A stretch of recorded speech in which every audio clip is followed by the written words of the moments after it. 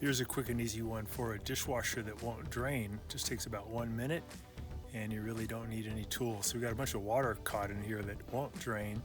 So it could be this little culprit up here up by the kitchen faucet called the air gap. I'm going to pull the cover off and I'm going to twist it to the left to take off the cap.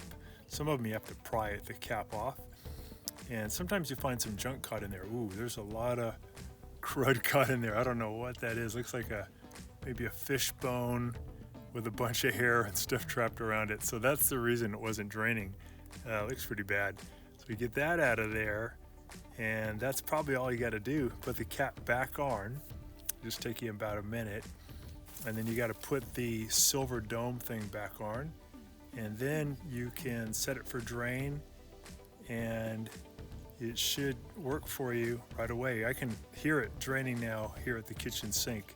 So that did the trick. Hope that works for you too. Thanks for watching our video, and please subscribe to our channel when you get a chance, and also click the little bell notification button so we can send you weekly videos on all the different ways of fixing appliances around your home and saving you lots of money.